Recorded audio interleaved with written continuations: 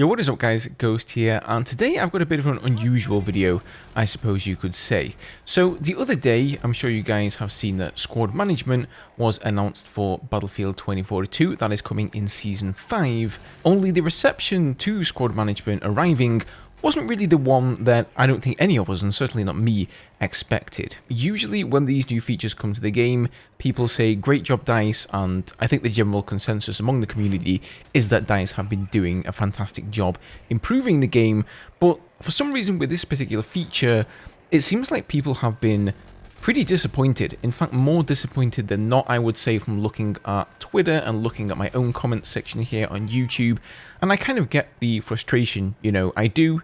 It's 18 months or so now into the game's life cycle, and we are only just now going to be getting squad management. So that's the first thing, and I think the second thing that people are very frustrated with is it seems like it's lacking a lot of functionality that these squad management systems from previous games have always included. So I wanted to discuss that a little bit with you guys, why we're possibly not getting options to kick players from squads and make our squads private, whether we were supposed to get those options in the first place, but DICE decided to do a 180 and remove that from the game, and a little bit about, you know, how the community are communicating with DICE. As always though, before we get started, if you do enjoy the content, don't forget to hit that subscribe button so you don't miss out on any future videos. Thank you guys, as always, for your ongoing support and sticking with me here. Okay, so first of all here, I think DICE may have made a mistake by announcing squad management by itself. I'm almost 100% certain that if they would have announced all of the various features coming in Season 5, so the new weapons, the new vehicle, the new map, and then they would have also announced squad management was returning, and the vault weapon changes with the skins and the attachments, that would have gone down, I think, a whole lot better than the way it is now. But instead, they have decided to drip feed us the information. So a couple of weeks ago, or a few weeks ago now, we got information on the vault weapon system, and now we've been learning about squad management. And I think a lot of people who don't even play the game anymore have started to come out of the woodwork, so to speak. Many of them have, you know, stopped commenting on areas like YouTube, like videos like mine, and on Twitter about the game being a joke and why do people even play it and all that sort of stuff. Those people have, for the most part, gone away, but now that they've heard that squad management is returning again, it seems like a lot of those people are returning just to kind of leave a comment saying, lol, what a joke. And whilst it sounds like I'm mainly defending DICE here, you know, let's be realistic. I also think it's kind of ridiculous that we're only just getting these features 18 months into the game's life cycle. But at the same time, those were problems that were created by whoever was working on the game at the time, and I do not believe for a second that any of the developers, any of the community managers, or people currently working on the game had a hand in really the way it released. I don't think any of them stood up and said, oh yeah, this looks fine, let's just, you know, shove it out and release it. In fact, I'm willing to bet that some of those people stood up, went to their managers, went to their leads, and said, are we not going to release the game with squad management? Are we not going to release it with all chat? You know, it's missing this, it's missing that.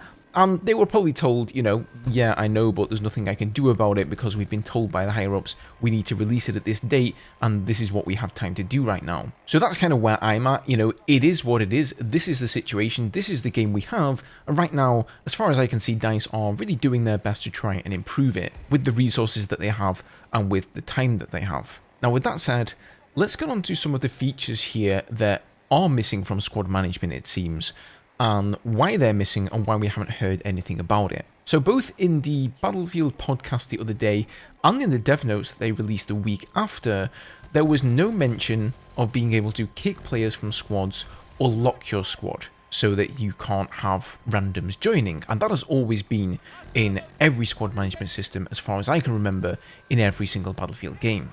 I tweeted over to Stratford on Twitter on whether we were going to be able to kick players. I got no reply. I posted in the EA Creator Network Discord group whether we were going to be able to kick players.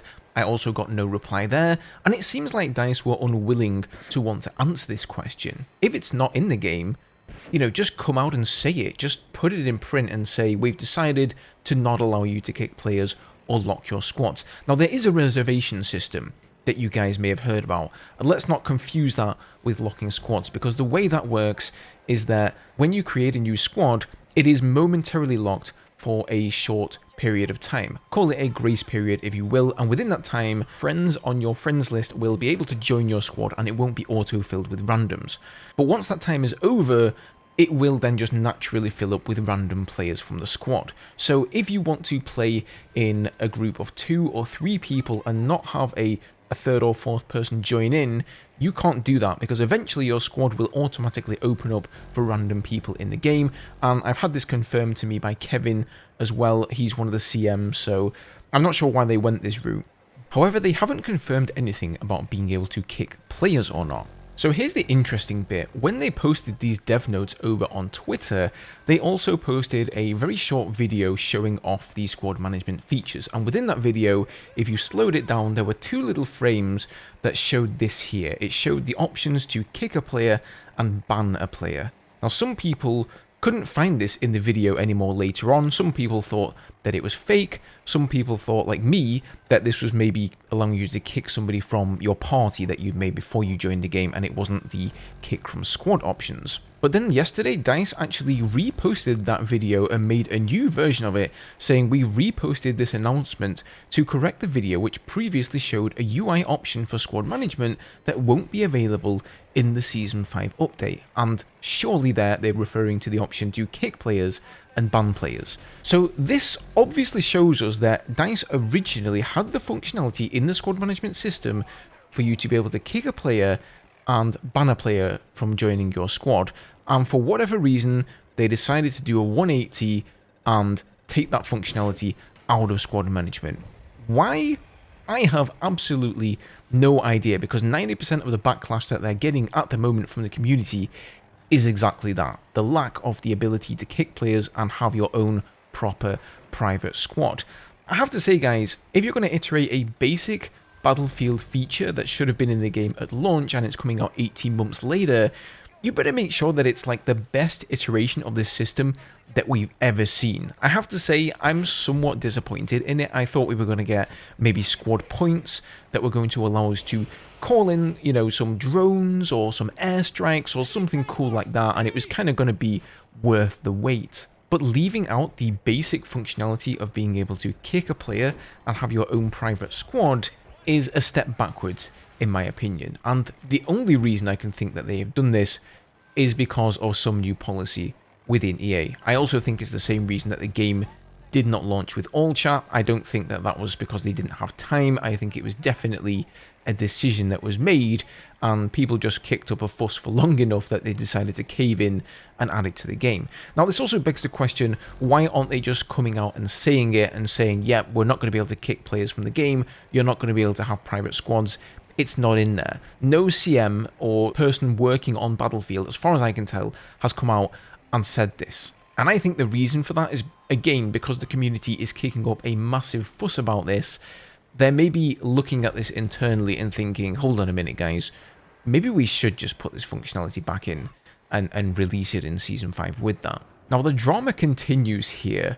Spin on a day later, today in fact, and Battlefield just posted a reminder of the Battlefield community guidelines. And this is what they said. Recently, we have witnessed increased harassment towards members of our development team. Across all of our Battlefield studios, we are open to constructive feedback and criticism about our games, but we maintain a healthy and open dialogue with our community. We will protect our teams and people from toxicity and harassment.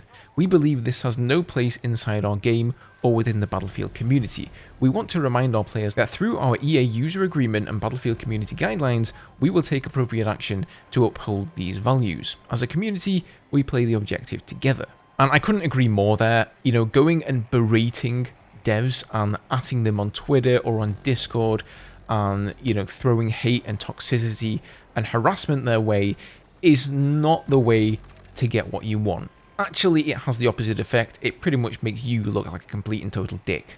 Now, I know most of you guys watching the videos aren't doing that, and I'm not, you know, trying to, like, give you a telling off here. But what I am worried about is the fact that we've gotten DICE to a point where they're being very open with us. You know, we've got weekly podcasts, we've got devlogs, the CMs are pretty communicative on Twitter and on Discord, it's easy to get hold of them. And if you start throwing hate speech their way, well, you know, they're going to go and back into their shell. And I think that's part of the reason that they kind of just kept their heads down when the game came out because, of course, they knew it was a mess. They knew there was lots of things that needed fixing and things that needed working on, and they were receiving just massive amounts of hate, which, you know, is just, it's just not on. Anyway, I just felt like this was a Battlefield video that needed to be made. I'm not really sure it has much purpose or value for you guys, so if you did watch to the end, thank you for watching. You know, just food for thought. Show respect to everybody the same way that you would like to be respected yourselves. But of course, on the flip side, I do agree in large part with the community. I think the squad management system is incredibly lacking. I think it still needs improvement and refinement, and I sincerely hope we're going to see that going forward into Season 5 and beyond. If you missed yesterday's video all about the future of Battlefield, which direction it's going to be going with the next game, and also support for Battlefield 2042, is Season 5 going to be the end, or are we going to get a Year 2? Go and check out this video here. As always, thanks for watching today, and I'll see you guys in the next one.